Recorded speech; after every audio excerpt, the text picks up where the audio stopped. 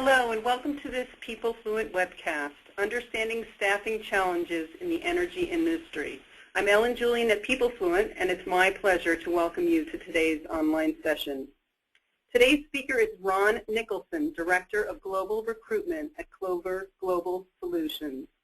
Ron was named a top 50 executive recruiter in the energy sector and has been quoted by CNBC and Fox News.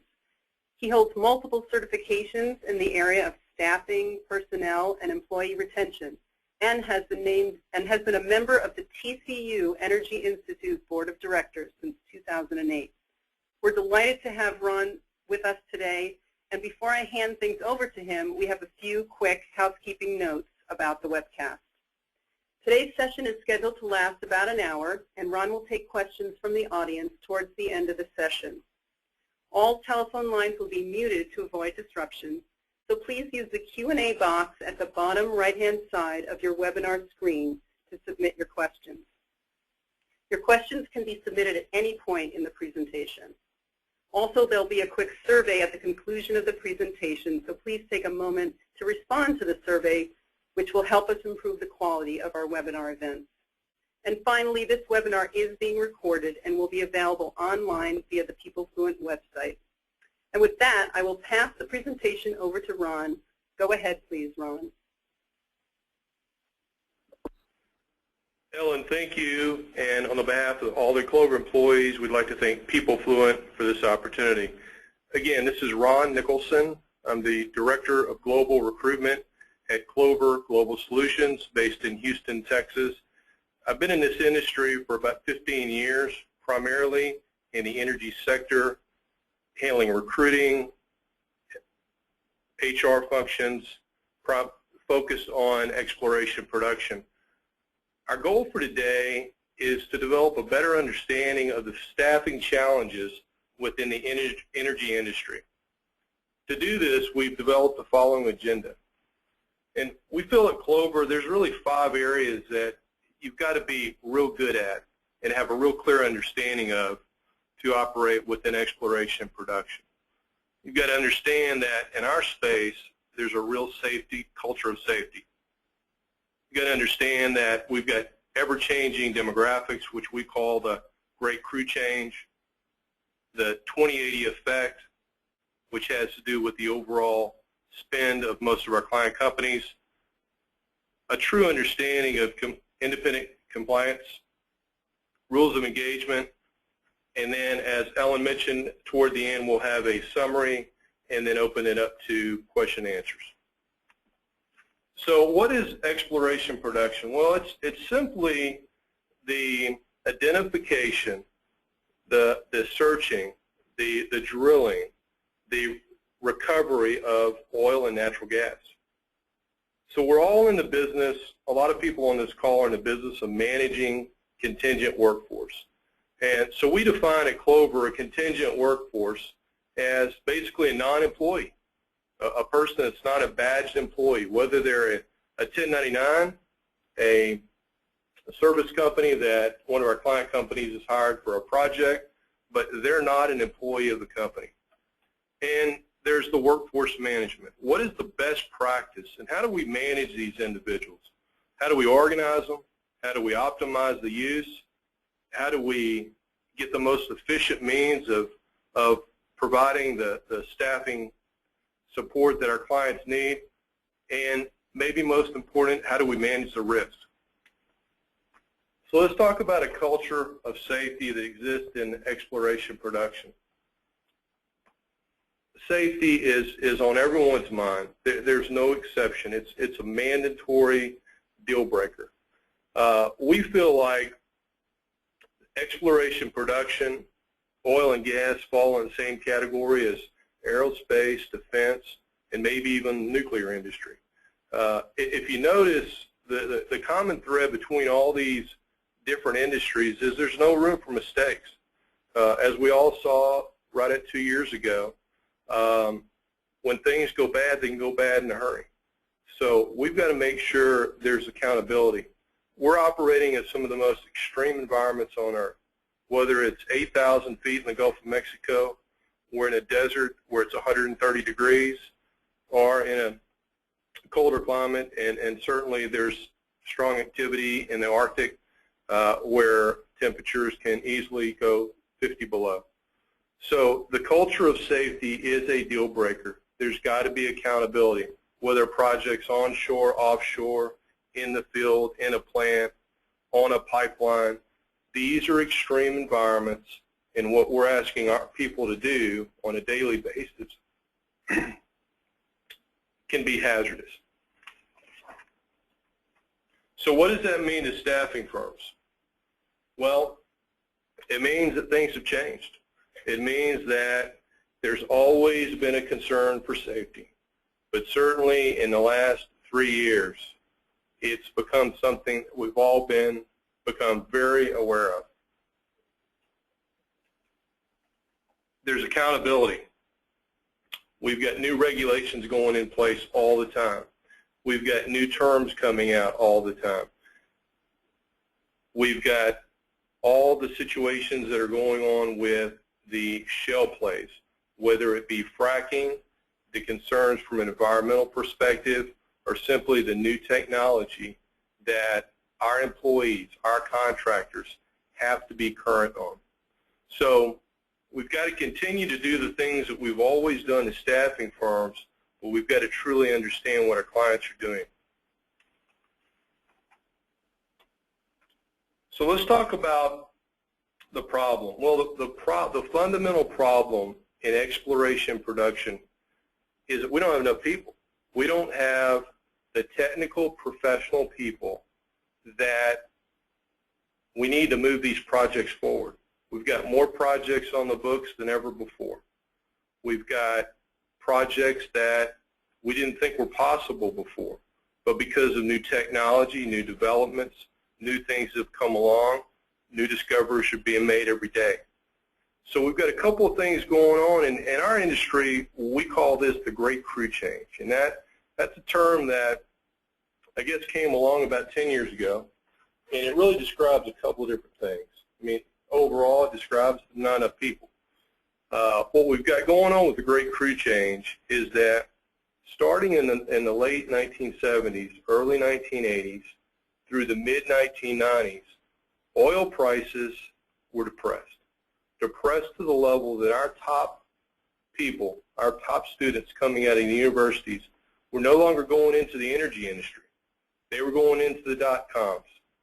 They were going into other medical fields. They were going into research and development. They were going into healthcare. Other industries were picking up the talent that in the past the exploration, production, oil and gas industry had picked up.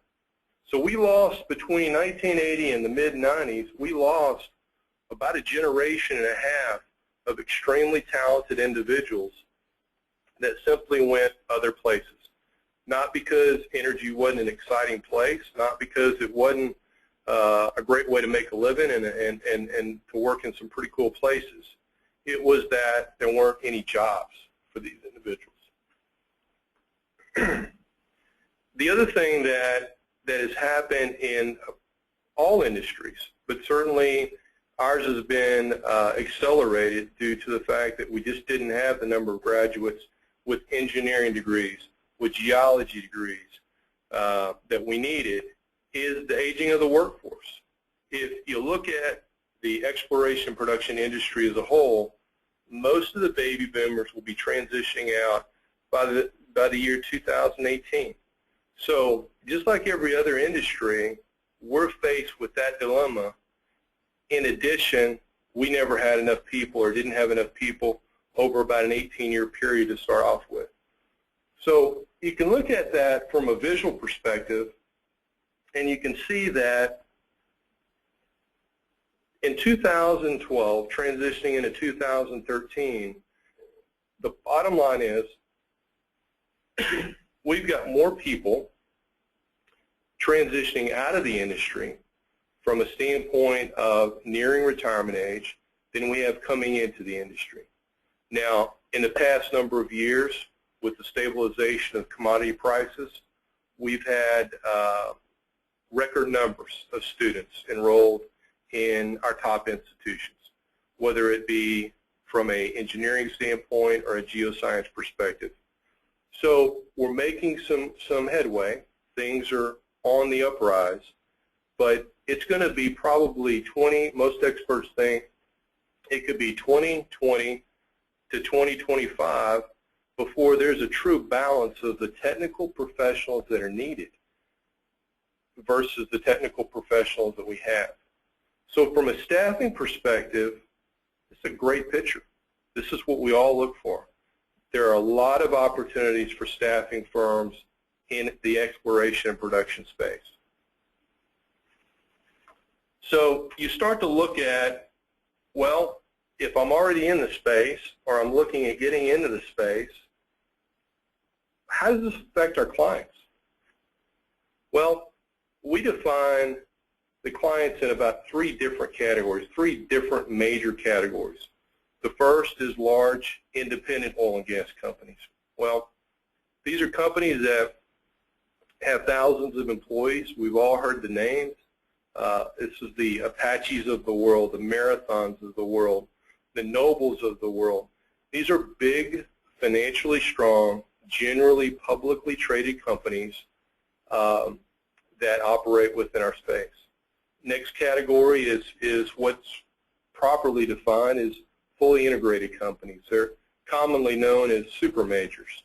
These would be the Chevrons, the Shells, the Exxons. These are companies that do everything. They do everything from exploration and production to the refining, and you see the end result at your local gas station. And then third, there's the national oil companies. A little bit less known, very well known within the exploration production sector. We deal with these companies on a daily basis. These are companies like Petrobras, which is the national oil company of Brazil. These are companies like Statoil, the national company of Norway. These are companies that don't look at how much money can we make next quarter. These are companies that look at what are things going to look like in 10 years, in 50 years. Their planning strategies tend to be much different than the other 2 categories. So again, going back, what does that mean to us? What does that mean to a staffing agency? Well, if you look at an independent company, it means that they kind of have to plow forward.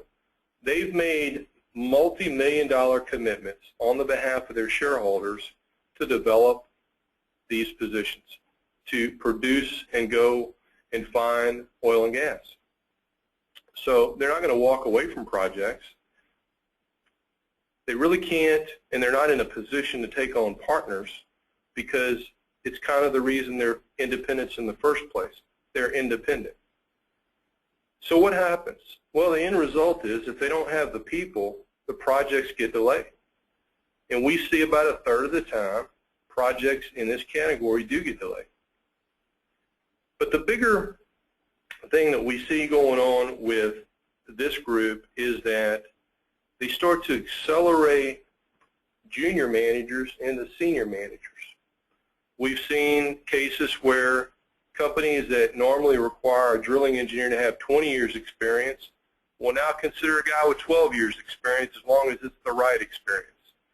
Well, sometimes that creates additional risk, not only for the client, but for the staffing firms that are supplying these individuals. You look at publicly traded companies, the super majors. Now, super majors are a little different. They still won't walk away from projects because they too have shareholders to report to. But they will take non-operating positions. And from a definition standpoint, a non-operating position is a company that will come in and kind of act like a bank, in that it's not really their project. They're not in control of the project, but they'll help finance the project. Most companies would prefer to be an operator, but money is not the problem in oil and gas. There's plenty of money, and most of these companies have plenty of good positions to drill. The problem becomes staffing. So if you don't have the people, but you got the money, you end up backing somebody else. The biggest thing we see with the super majors when they don't have the right people, projects are delayed. We believe that 100% of the projects are delayed. Is that a day? Is that 2 days? Is that a month, a year? There are delays. Okay, we know when one of the super majors indicate that they're going to kick something off November 1st, there's a pretty good chance it's going to go the first of the year, at least. And most of those delays have to do with staffing needs and the inability to find technical professionals to run those projects. Certainly, with that group, it's not a financial issue. We also see that there's an accelerated learning curve. They're pushing young engineers, young geoscientists, harder than ever to get to the point that they can run these projects on their own, because they understand by 2018, the party's over, and they've got to have these people up to speed. Last category is our national oil companies. A little bit more flexibility, longer-term viewpoint. Will they walk away from projects? Yes. They'll either put them on hold or they'll walk away altogether because they have the financial resources to come back in 10 years once things are back in balance and readdress those same prospects. They'll take non-operating roles. We've seen that as an example with Chesapeake, where Chesapeake in less than 3 different plays has 5 national oil companies that they're partners with. The Chinese nationals, the Norwegians, the Brazil group. They've all come in and operated as non-operators to support the company that does have the right personnel, does have the right technical knowledge, but could use help on the capital requirements. Again, projects are delayed. Not as much as we see with the super majors, because again, if national oil companies need to go out and buy talent, if they need to hire firms, if they need to bring people on at a premium, they can afford to do so because there's ultimately not a shareholder to report to. And then more than the other 2 groups, we see the nationals, the NOCs really pushing their internal managers, internal young engineers to handle more and more responsibility. And as a staffing firm, that's a good, bad thing. That means they need more people, but that means we've got to understand what our people are doing so they're not taking on risk that they're not prepared to handle. So in understanding our client, what does that mean to you as a staffing agency? Well, it means that the companies across the board, their #1 way of addressing the deficiencies in staffing is through technology. In the past, where a project might take 100 engineers, we're seeing it take 25 because of technology and advancement of things that have come along. So across the board, whether it's an independent, a super major, or a national oil company, everyone is buying into the movement toward technology, not to replace people. I think that's one of the misunderstood situations. It's that there are not people out there to replace.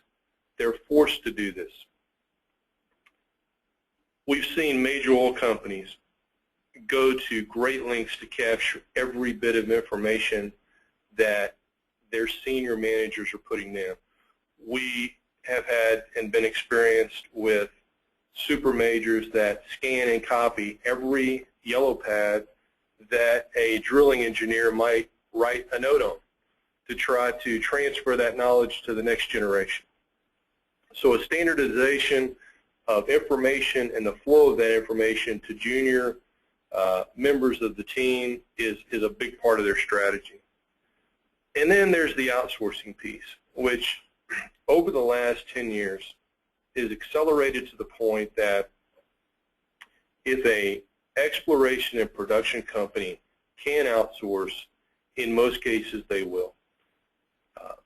From an outsourcing perspective, we're talking about companies like Transocean, the #1 or #2 offshore drilling company in the world. We're talking about companies like Halliburton, like Schlumberger.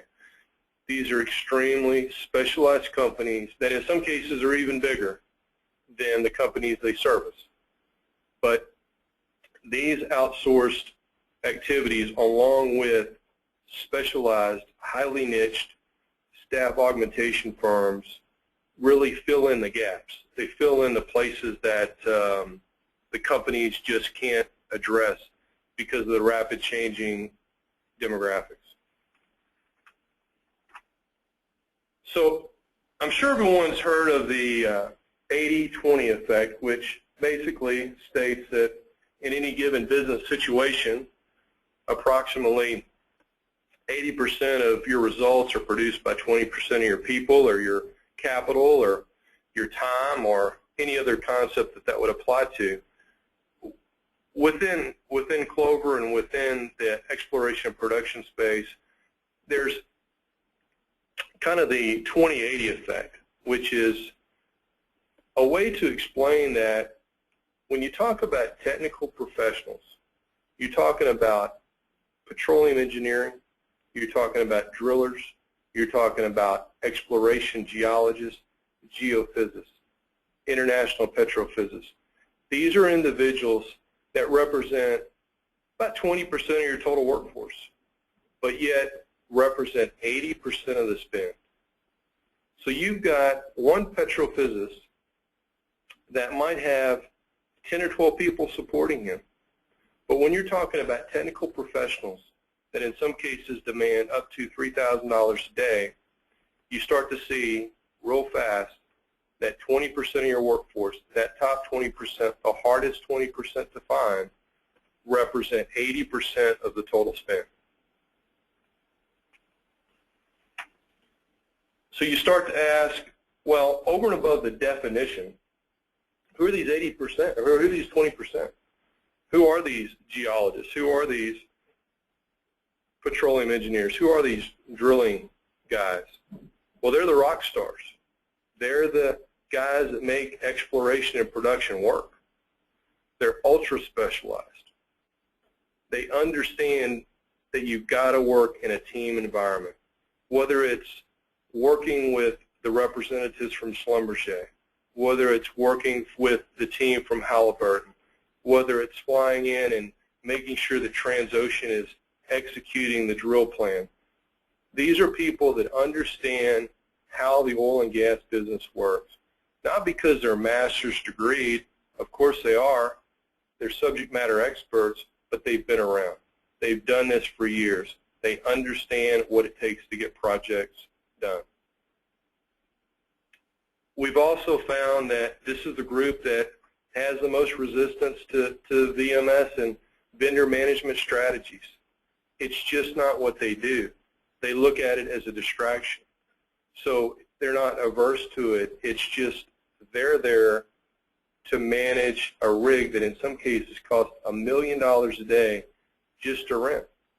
They're there to do what they do, not to understand what we're being asked to do. So our dilemma as staffing agencies is that we've got certain mandates and requirements in place to manage these individuals. We've also got the companies telling us that, well, be careful because we don't want to upset these guys. These are the guys that make the project run. So there's a real balancing act between compliance and making sure everyone on the job is still happy and producing at the levels that they need to produce these very complicated, very technically challenging projects. We found that successful recruiters have learned to balance the relationship between these two concerns, develop unique sensitivity to the roles and personalities. The way you interact with a drilling engineer, I can tell you, is much different than the way you interact with an exploration geologist, and much different in turn than you would interact with the petroleum engineer that's working on an international basis. So it's really understanding your people. It's understanding, again, what they do, how highly specialized they are, how difficult they would be to replace, and working with your client companies to manage that process. Our industry thrives on independent contractors. It is fundamental to the daily operation of every one of our client companies.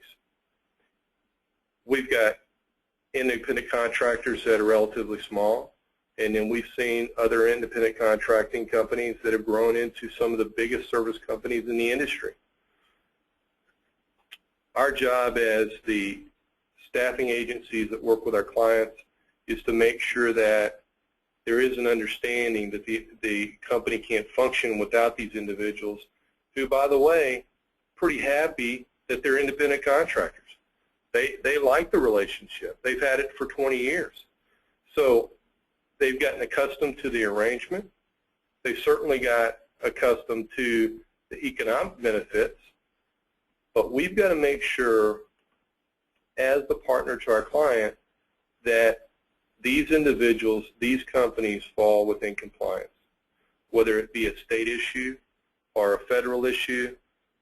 All of us know all too well that we've got to make sure that if we're classifying someone as a 1099 within exploration and production, that that person has got to meet the qualifications required.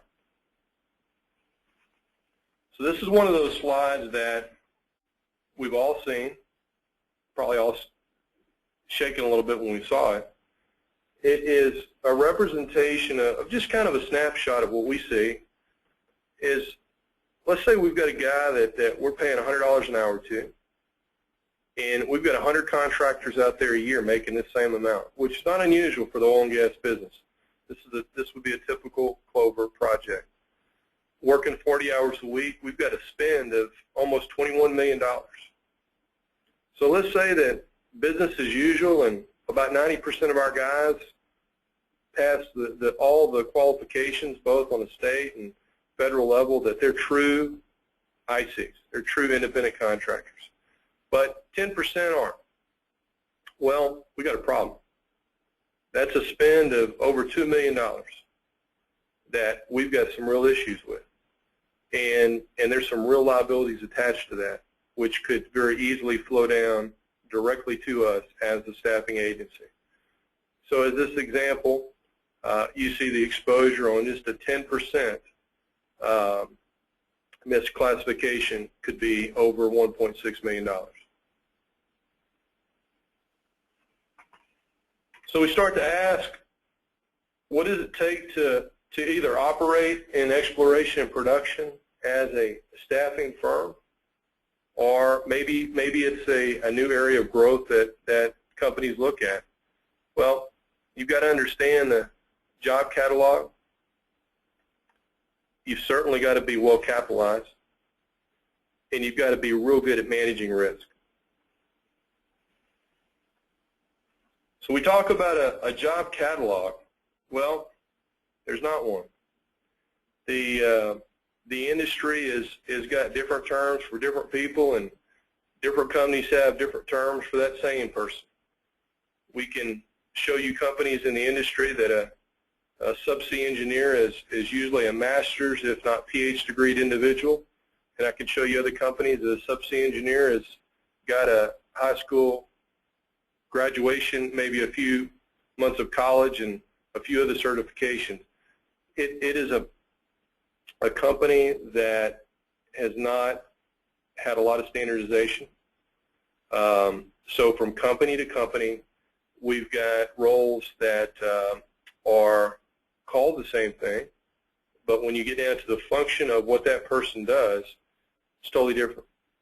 So as a staffing agency, we've got to really understand that you're calling this guy a drilling engineer. Tell me what he does. What is the job description? What is my guy going to be doing in the field? And having a handle on the difference between one company and the other. In addition to job classification, rates are all over the board. you've got guys on the same job basically doing the same work, maybe for two different companies, 30% apart.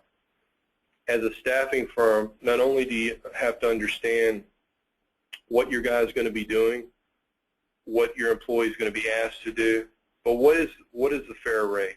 What is the market rate? Because if you put a guy in Alaska at $850 a day, he's going to find out that $1,100 is the going rate, and he's not going to be your guy for long. He's going to either call you, and that's an issue in itself, or he's going to be working for another firm that understands what the market rate is and converts him to their payroll.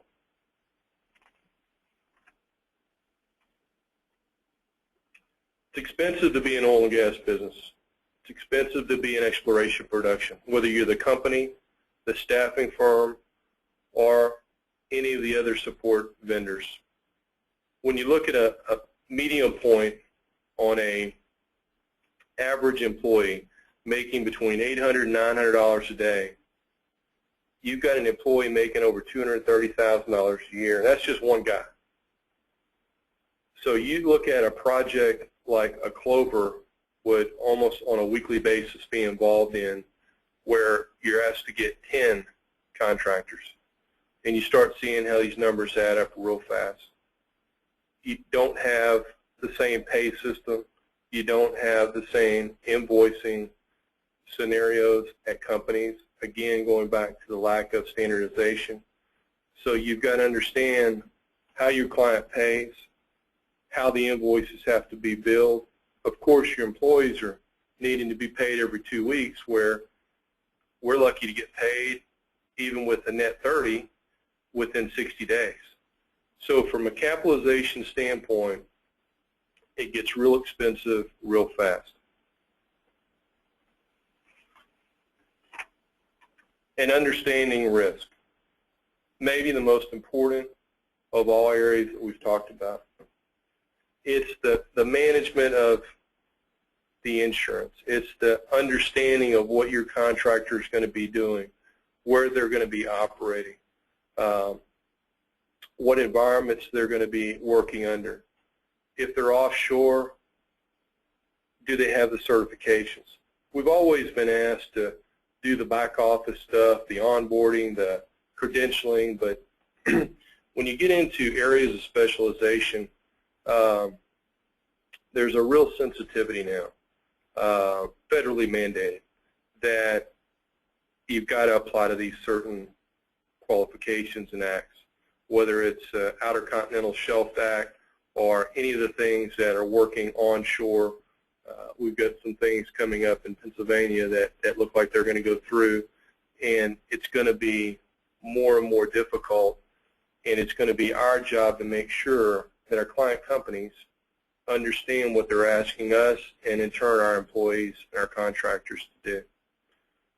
The other thing that becomes real important is to understand the contractual flow down that exists within the E&P sector.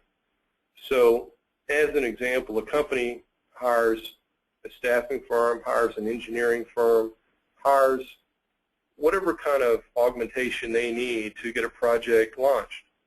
Well, regardless of the contractual language and the ability or inability to try to negotiate around the flow down of the contract, ultimately there will be responsibility for all of us as staffing firms. So the flow down goes from operator to contractor, and then in turn even to our subcontractors.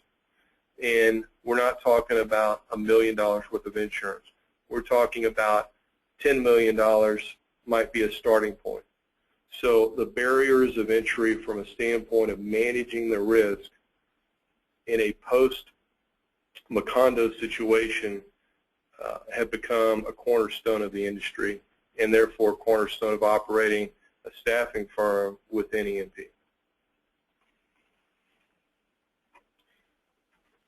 So as a summary, I hope that we've been able to discuss and understand and get a feel of the challenges we face as staffing firms operating in the energy space, energy industry, specifically exploration and production.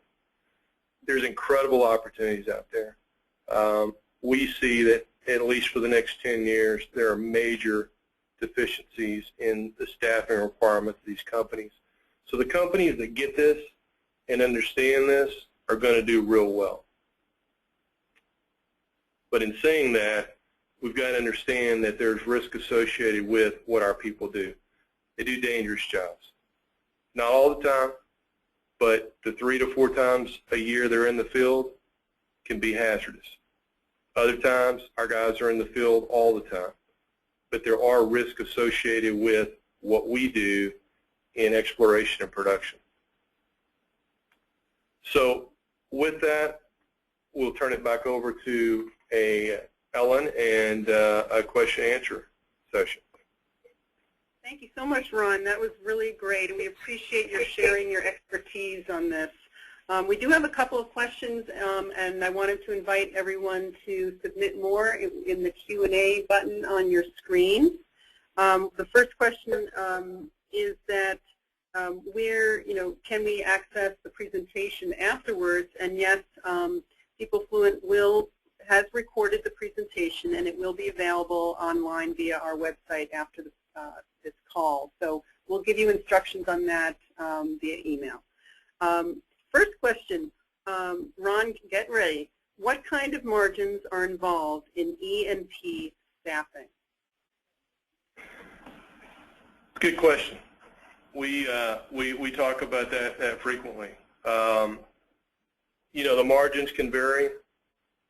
Obviously, what we've talked about and hit on the call is everything from payrolling to recruiting contractors to even situations that could result in a direct hire arrangement.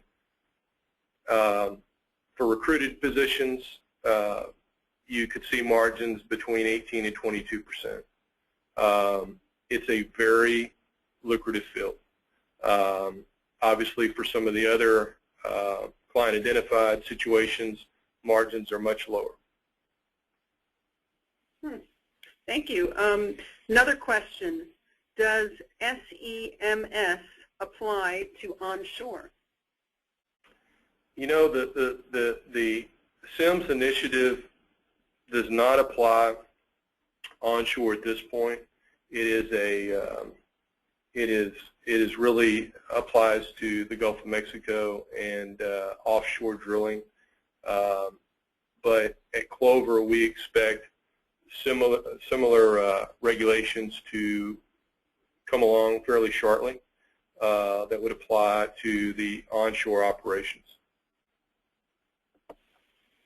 Great, thank you. How about, what is the Outer Continental Shelf Act? Well, the overall, there's probably a lengthy definition on this, but it protects workers that work offshore and are injured or in some cases worse, on a platform or any kind of permanent structure in the Gulf of Mexico. So in general, it protects our workers, it protects our people that are operating, again, in pretty extreme environments that change pretty rapidly offshore. And that's been in place for over 50 years. Very good. How about, what skill sets are included in the Great Crew Change? Well, I think overall it's a shifting demographics that would affect everybody. Specifically, we're really talking about technical professionals. We're talking about the engineers that we lost over an 18-year period. We're talking about the geologists that went and did something else. We're talking about the petrophysicists that went into IT. So we're really talking about the technical professionals, the science majors, the math majors, people that would fall in that category. Well, we have one pretty political question here, so here you go, Ron. What is fracking? Well, fracking is, there's a lot of different kind of fracking, actually, but fracking is a way to put different types of rocks, different type of sediment under pressure, and that pressure releases either the oil or natural gas that has been trapped in there for obviously millions of years. So when you go in, and that's one of the environmental concerns that a state like Pennsylvania would have is not so much the fracking itself, but it takes so much water under so much pressure, and then what do you do with that water afterwards? Because obviously that water's been exposed to different chemicals. So it's really the pressurization of rock, and then in turn, right now probably most popular is obviously oil with the prices where they're at, but it's the release of the petrochemical. Great. I think you handled that one well. I've been reading about that as well, and it definitely has been coming up in the news, and it's interesting that it's affecting the staffing industry as well. Is there a stronger need for contingent or direct hire staffing right now? I think there's a need for both. There's always the dilemma that client companies have between I need a guy tomorrow, which would certainly lean toward a contracting situation, versus a direct hire search, which would typically last much longer.